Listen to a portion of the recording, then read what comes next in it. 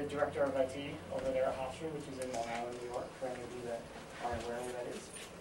And this presentation is on a grading curve application, which we designed for the faculty and for the Office of Academic Records at the law school as a way for faculty to track when they enter grades, to track and keep them within the different various grade curves that Hofstra gives to the faculty that they need to follow, depending on the class they're in. So what I'm going to try to do is just briefly talk about what system they were using before, what I built for them and what we're using now, and then what we're currently working with our main campus computer center to build for the future, for the fall and moving forward. So I'm just, most of the presentation though will focus on what we are using right now, what we built for them for this past year. But okay. So how many of you, how many of you are faculty members? Okay. Is anybody here from like an OER office or IT? Are you all IT? IT. IT, okay, all IT, okay. Registration, enrollment, and IT. And IT, wow. That's a lot. That's a lot of jobs. Okay, well, I'm going to go through, I'm not a big PowerPoint person. I do have some PowerPoints, but I'm not like a huge, so I don't stick to my slides too often. But again, my name is Andrew Wilson, and this program that I'm going to present was built by me and my student assistants. That's who I had helping me program this. So I just kind of threw their names up there. These are the assistants who helped me program this application for the law school. Okay, overview. So what we were using. Before I came into the picture, what the Office of Academic Records and the faculty were using was just Excel sheets. That's all they had. They had these glorified Excel sheets. They would just have the exam number in one column, because I assume you guys all do anonymous grading. Yeah, so okay. So you'd have the exam numbers in one column, and then like a blank columns for name, for last name and first name that the OER office would keep blank, and then another few columns for the grades. So and there was all these other things, and I will show you a screenshot of that in a second. So hold on, let's just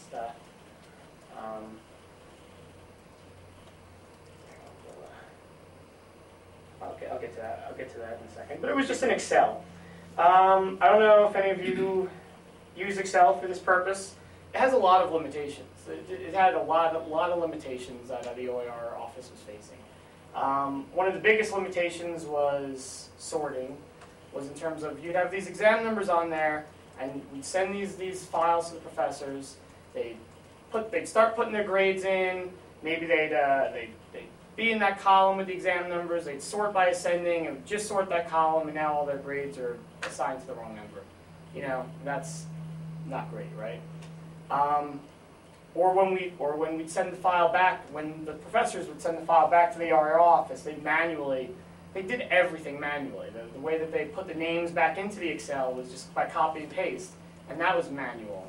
And if they had a whole separate spreadsheet with these numbers matched up to the names, and if somebody added a class or dropped, they had to manually adjust that. And if they sorted that thing wrong before they pasted it back on, all the grades were assigned to the wrong students. So there's a lot of room for manual, human error, which was a problem. So anonymous grades, pros and cons. I don't know if you guys all have struggled with this at all. The pros and cons of anonymous grading. Obviously one of the biggest cons are you don't know who the students are. It makes it harder to make sure that you're grading the right students, I suppose. And then the other big challenge that we had was we have the law school, just probably like your law school, has hopefully not as complicated, but we have a pretty complicated grading curve policy. We have 5 different grade curves that a class could possibly have, 6 if you count the fact that you can just have no grade curve. Any class, and then I just took an excerpt from our website. This is exactly how it's worded on our website. Except as provided below, the teacher shall assign grades for the JD students in the course that the mean class falls between 3.0 and 3.2 and also complies with the following, and then there's this grade curve frequency. So the most complicated grade curve that we have, which I like to refer to as the grade curve 1, which is any student, any class with 25 students or more, not only has a GPA minimum and maximum cutoff for the average GPA for the course, which has to be taken into account, there's also a grade curve frequency. You're only allowed to give 10% of A's or A pluses. You're only allowed to give no more than 25% of A minuses or above. You have to give at least 15% of C plus or below. You have to give at least 6% of C minus or below. And all this has to be figured out by the faculty as they're filling in their grades. They have to make sure that they're above a 3.0 but below a 3.2, and they have to make sure that they haven't given too many A's and haven't given too many A minuses and haven't given too many, or haven't given too few C pluses or C's. They can give as many B's as they want, apparently. So, apparently, there's no frequency, requirements for B's. How this was all done? This was all done during Excel, and then there's a couple other little grade curves. If they're a legal writing class, they have a different cap and so forth. And if they're in an appellate advocacy class, they have a different pass and so forth. There's other restrictions, like LLM students, for example. I don't know, like LLM students are not counted in the curve, so they don't get counted into the average GPA. They don't get counted into the grading curve frequency. Same thing with exchange students. They also don't get counted into these things.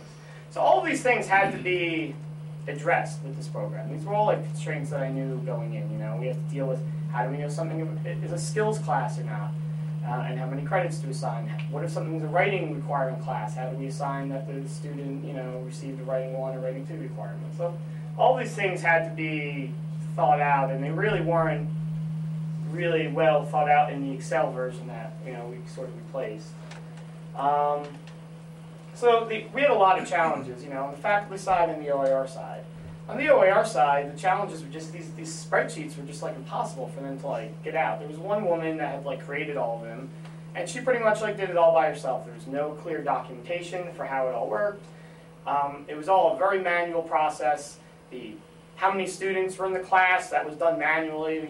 She just plugged it into a cell somewhere. How many incompletes? How many LLM students, you plug that in somewhere, and there was asterisks to say, ignore these people for the the professors. Everything was done very manually.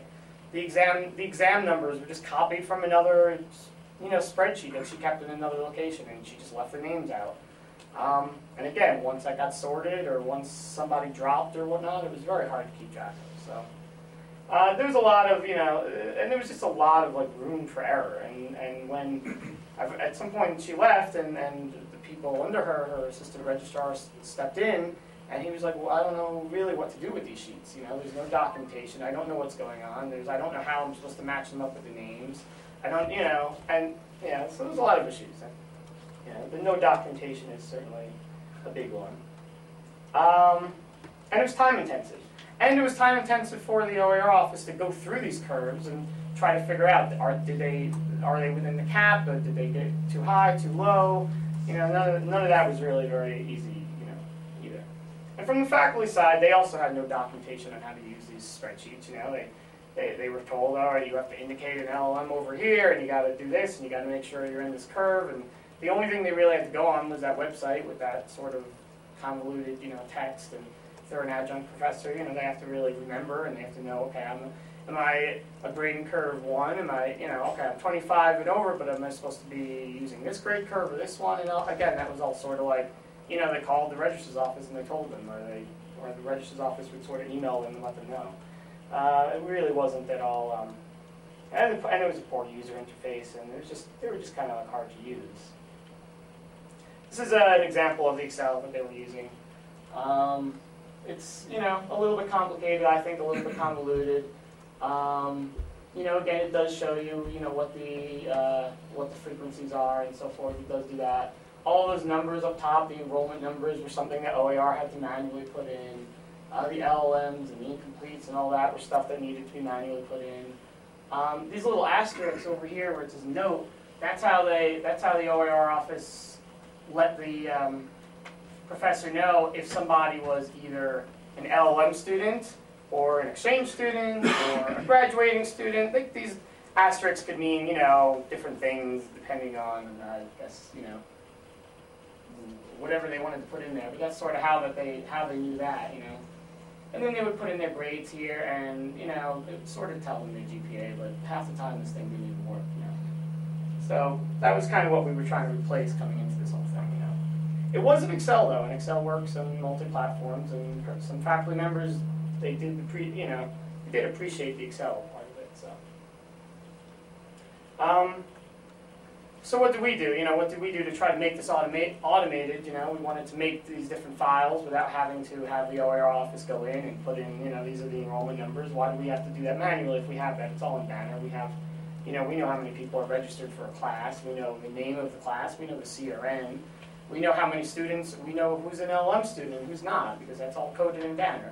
So why are we recreating the wheel when we can just pull all this stuff out of Banner? So that was our first, you know, part, was just, you know, creating a system that would just pull this information from Banner. You know, the exam numbers are in Banner, so we just kind of yanked all that from our main, you know, course registration system. There's a couple things that we could not, you know, that weren't in Banner that really come from the OER office sort of head and from the dean's office head, and that, you know, things like which grading curve got what class.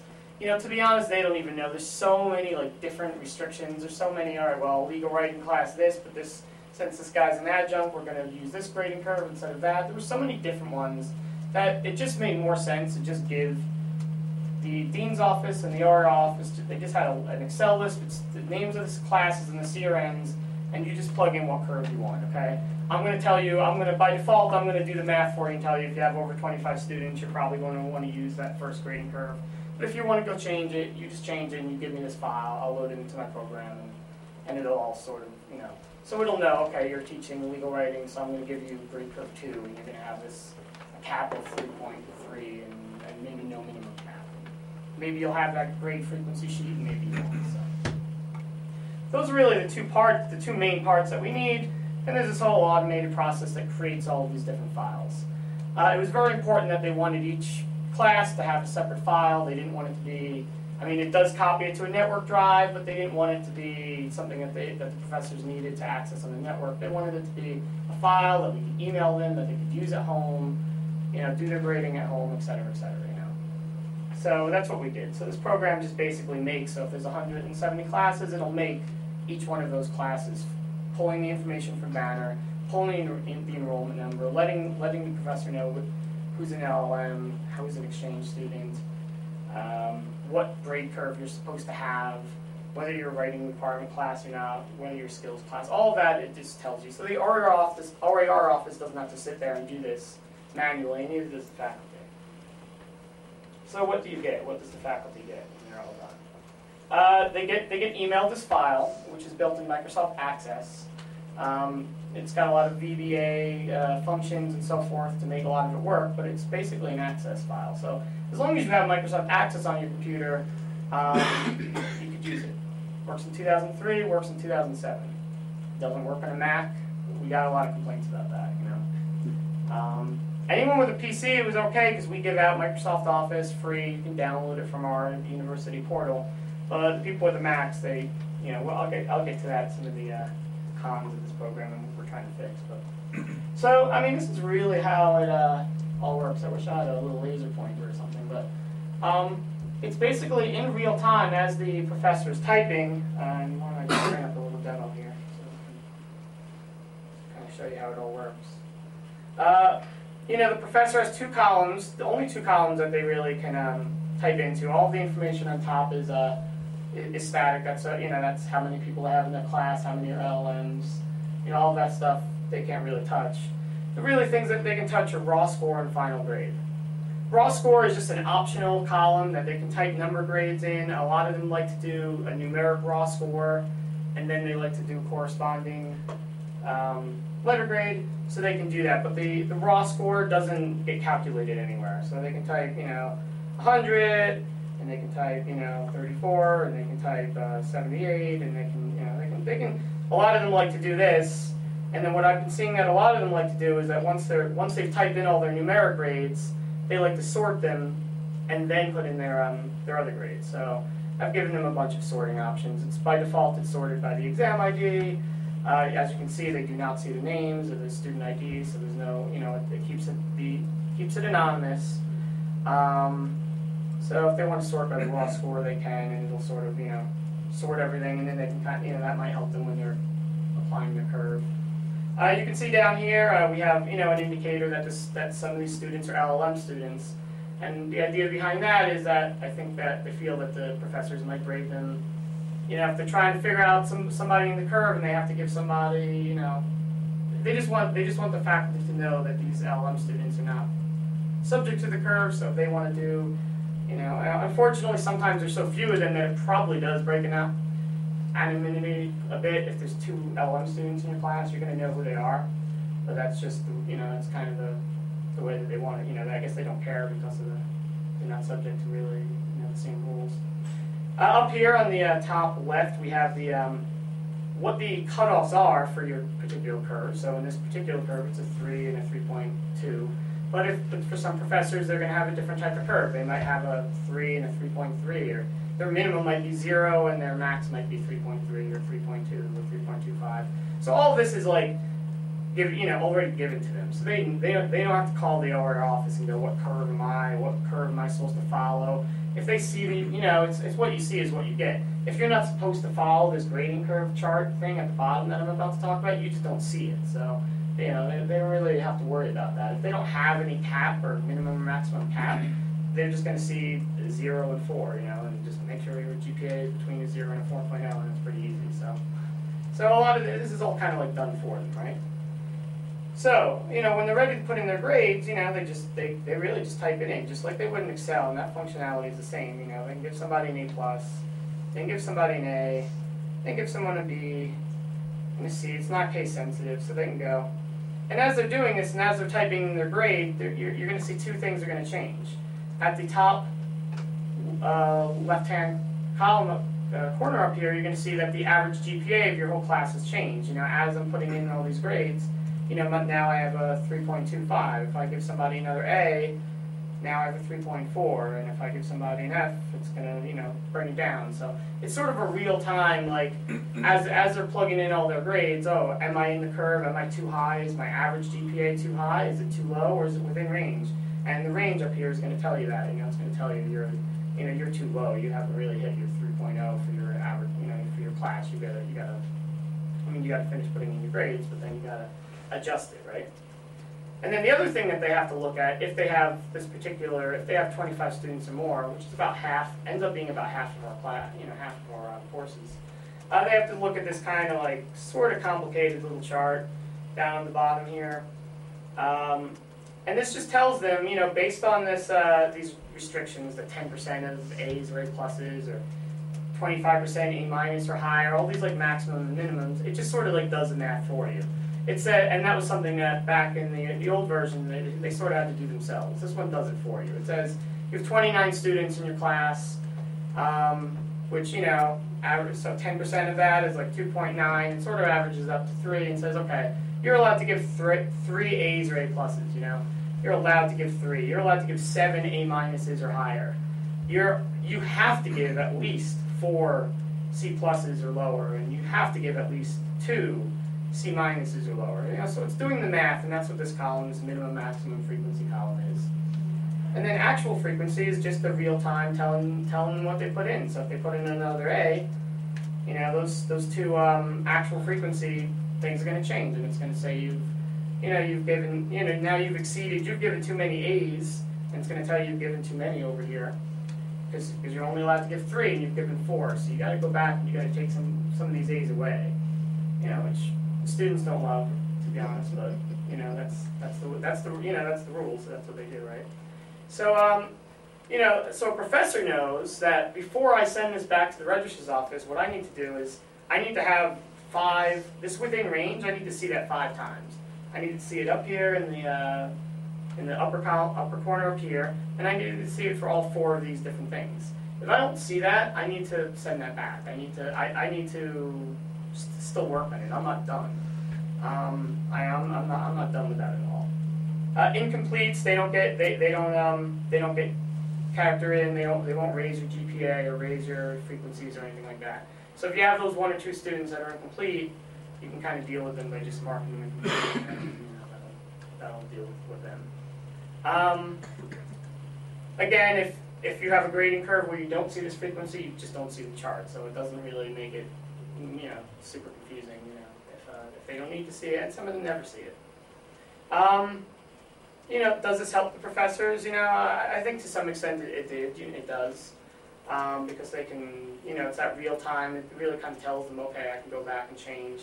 They can sort these back and forth. They can sort. I want to look at it by exam ID. I want to go descending because I have my exams, in the high numbers, so they can go back and forth. They can sort all these. They can sort by the final grade and see, the higher grade up top, or they can kind of sort however they want to do that, Now, when they're all done, and it's all in Access, and it's all, table really, it's all like a relational database. So they don't have to worry about these sorting, like with Excel, they have to worry about, oh man, if I sort this, my raw score column or my final grade column, and I don't sort correctly in Excel, I'm gonna worry about, mismatching people.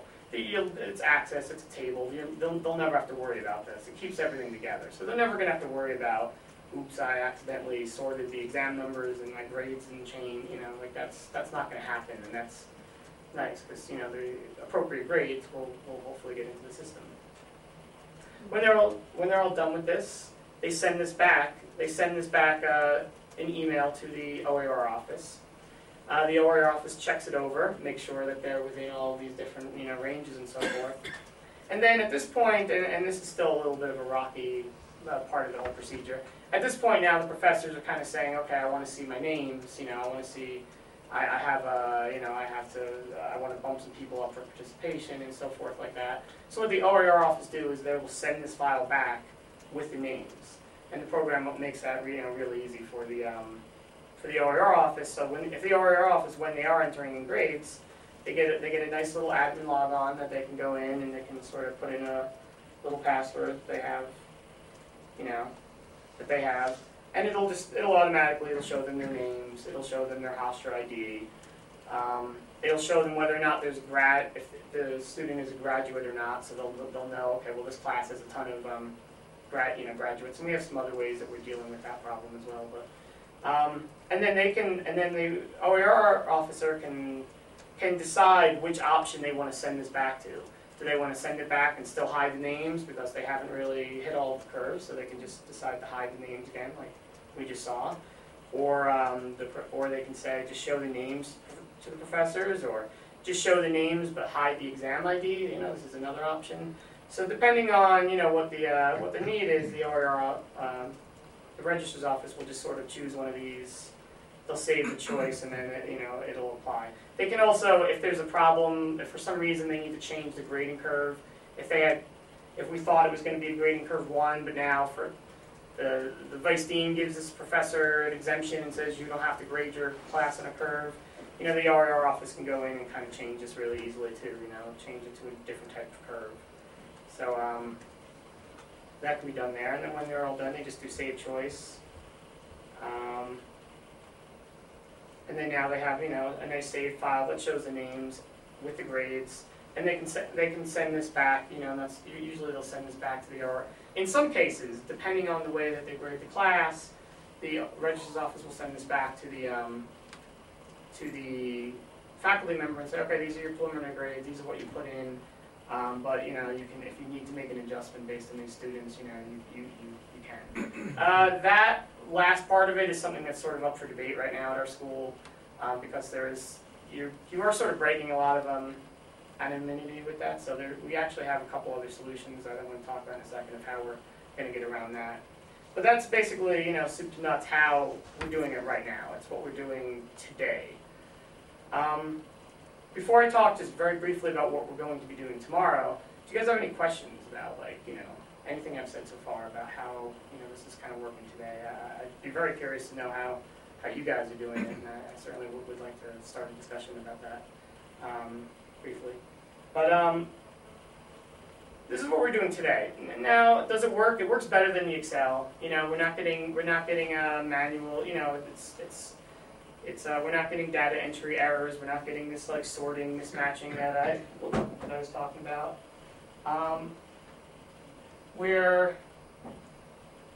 Most of the professors, the ones that have access, are doing fine with it. They open it up and it works and it's fine, and they save it. There's even a function in it so that they can't open it straight from their email, because that was like a big problem. So it forces them to save it to their desktop and so forth. They can use it from home. So a lot of them like that. But the fact that it doesn't work on a Mac, I got a lot more flack than I really thought I did. Apparently, there's a lot more faculty using Macs than I thought. So that was something we really hadn't planned for, or we sort of knew it was going to be a problem, but we didn't know how big of a problem it really was going to end up being. Some professors worked at firms that didn't have access, and they weren't allowed to install it, and they didn't have it on their home computer, and they didn't want to come pick it up from the office or download it. So, some of them just ended up giving it to their faculty secretaries to enter in. That's common. So we actually did a training session for the faculty secretaries, and of course open to the faculty as well, but they just didn't come. The secretaries came. They were forced to come, and they learned how to do it so they could really help their faculty members, through it and so forth. What we're doing now is we're working with the main campus computer center to try to build something web-based that's through the R portal, and that's going to be, and that is really, and if I come back next year, that would probably be a much better presentation. That's going to be a much more like robust program. It's going to be completely web-based. It's going to tie completely into Banner. And what's going to be great about it is that this new program that we're building, it's going to be something that the professors can set up in the beginning of the semester when they set up their syllabus. So it'll actually will allow for component-based anonymous or non-anonymous grading. So as a faculty member, you would be able to go into the system in the beginning of the semester, and you'd say, okay, for my class, I'm going to give one midterm, 2 quizzes, 3 oral arguments, just really type them in, and I'm going to say, well, my oral argument is not an anonymous component, and my midterm is anonymous, my final is anonymous, but these 2 quizzes are not, and this paper is not, and they'll be able to set all that up, and they'll be able to say, okay, well, this oral argument is 35% of the grade, and the final is 40, and this quiz is 5, and they're going to be able to set all of it up ahead of time, like when they start, in the beginning of the semester, or right before the beginning of the semester. And then as they go through, for each component, depending on whether they want it to be anonymous or not, they'll see. Like if they're grading their midterm and that's an anonymous component, they'll just see exam number and a place to put in your grade. But if you have a non-anonymous component, like participation, for example, you'll see the name and you'll be able to put that in. And what's going to happen is that at the end of the semester, when all these components have already been put in, this web-based program is going to kind of put everything together based on the percentages, and it's going to give the faculty member a snapshot of, hey, this is what you've graded everybody. Like, you don't really know who everyone is. You don't know that 1, 2, 3, 4, 5 was Billy, and maybe you gave 1, 2, 3, 4, 5 like a lot of A's, but then whenever you saw Billy on the non-anonymous, you were giving him D's. Well, now he's going to end up with something like a C, but but it's truly anonymous. It's really it doesn't have it does solve this problem of now they can look back at these names and go, oh, I got Danielle, I like her, I'm going to give her higher or lower. So it's going to be the web-based program is actually we're really excited about it, and it's going to have all the same functionality that this has. It's still going to give them that chart where it does the grading frequencies and the average GPAs. It's going to have all of that kind of stuff. It's just going to be much more robust. It's going to be and the grades will feed right into Banner. And right now they're not doing that. Right now there's this third step of the RR office has to take this file, print out a report, and then it's a nice looking report, but they still have to have their secretaries type that in, and that's just another. It's just another example of, hopefully there's no data entry errors, when these clerical staff people are putting it in. So we really want to get it to the point that the main campus is at in terms of their entering their own grades directly into the system. And the reason that we really haven't been able to do that is the anonymous part, which I'm sure a lot of you might have this problem in your school. So that's kind of where we're going. That's where we're going to be going with this.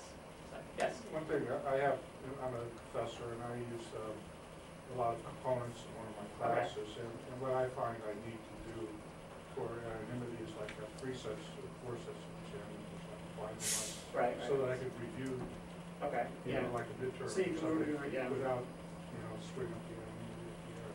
We have that too. We have separate. Yeah, you know this. But it gets very complicated. It does. It does. How all those together. The whole issue of like this multiple exam numbers, which is how we do currently have that at Hofstra. We have like 10 different numbers you get. You know, we have one for your final, but then we have different ones, and some professors never use more than just the one, but they're there. They're in that portal. There's one for midterm, and then there's one for like you get 3 quizzes and you get a couple auxiliary numbers. And we do use that, like when we do exam, you know, we do computerized like ExamSoft and so forth. Like I'm sure a lot of you guys do some sort of computerized exam. Some professors want to do midterms and they want to do quizzes, and they want to have that. They want to be able to meet with that student and not break it down. You know, have 1, 2, 3, 4, 5 for your midterm, but 5, 5, 5. You know, and have a different number. It is really confusing for any of you that are doing one number. I don't know. Do most of you guys do one number or do you do multiple numbers? We're getting ready to change everything. Part of the reason that I'm wearing so many hats is because our former registrar is retiring this week. Oh, really? Okay. And Wow. he's been there for 40 years, and the whole process is paper and pencil. Oh, wow, And yeah. So I'm about to do what you just Yeah, did. trying to do something We're doing the electronic, exact yeah. same thing. That's Yeah, our RA same office too, finance. for a long time, very manual, very, we Right. still have a lot that's, you know, our office has been building them a lot of automated things over the past year. They also had a regime change and that helped, and then, you know, somebody else comes in and he's like, I kind of would like some computer help, you know, like I'd like some automation, you know. So we have a bunch of faculty. We already know we have faculty with Macs and all that, so we're going straight to a web-based. Oh, web-based, solution. yeah, So yeah. We're going to have a database underneath of it. Underneath, yeah, It'll be yeah. a web-based solution Yeah. for entry, so anybody will be Yeah. able to use it. The problem the problem we had, the reason why I didn't build it in like PHP or some web-based thing was just because we couldn't get the cooperation from our main campus quick enough. I mean, in terms of, you know, we don't have, I'm starting to worry about this. you know, I'm sure some of you might have that problem where you know, like I can't build something web-based on their, you know, on their system really with a database easily. Like it's not, you know, for me to say, hey, I want to load up a database-driven, you know, web app on the university server. I can go off-site, but I don't want to be putting, you know, they don't really want me putting the student data off-site. We have our own web group, so we don't have anything to worry Yeah, about so there. you're probably However, wrong. we're getting pushback on the other end of it from Banner. They keep on saying we cannot import those grades directly into Banner and all that stuff. Well, Yeah. I used to work in central IT, and I keep telling them, yes, you can. Yeah, you can. Yeah. And so we're Yeah, gonna we do talked that too. with this model. We had talked about a batch upload because this will, you know, Yeah.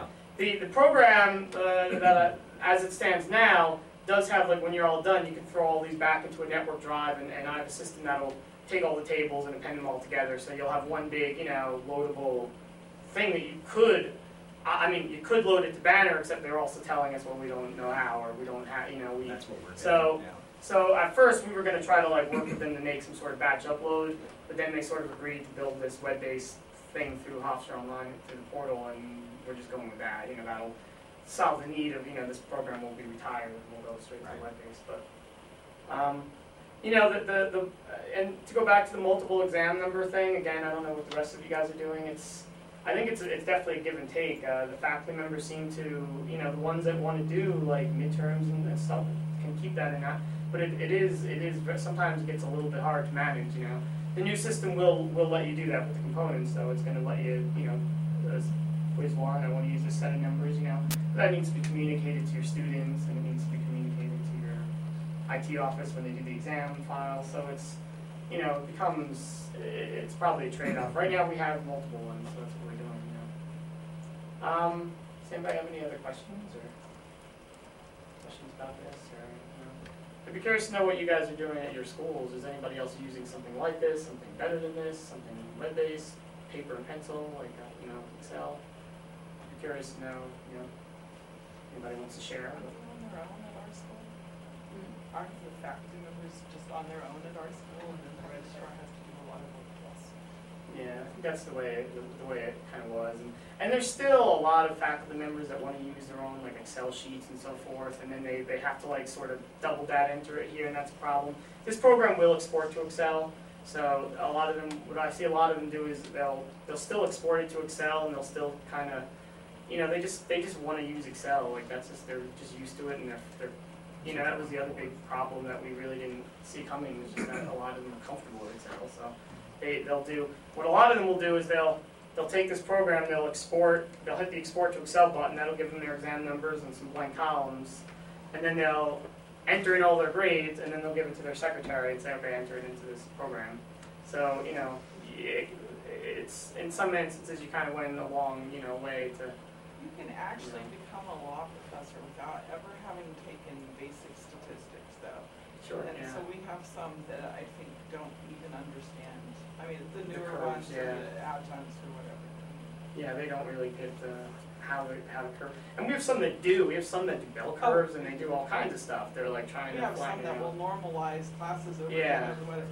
Yeah, they'll do. You know, we see all kinds of with the faculty. We see all kinds of the span of, you know, how they do it. I mean, what a lot of them do is this. What I see most of them do is they do this idea of they sort the raw score, they sort the numbers, and then that helps them. They can know, okay, 77, all the 77s are where my cutoffs for this letter grade will be, and they, you know, I see a lot of them sort of do it that way. But For those that are able to do it, do the adjuncts really like this? Because I would think our adjuncts would love it. Because Yeah, they're the ones that have the least amount of understanding of all the statistics and all. yeah, they So- seem to like it because it really is kind of like foolproof. It just tells you. It tells Yeah, you. it's telling You don't as you're really. going It tells along. you you gave too many A's. Stop giving too many A's. You know, like give less. You know, you didn't give enough C's. So it's really quite clear. You know, Because our adjuncts send us their grades with fear and trepidation. Because Yeah. They know they're going to have to redo everything after Yeah. you tell them that they're way off the mark with the curve. and all Yeah, that. yeah. Here, at least with this, they don't have to have that back and forth, and that has saved the OER office like a lot of time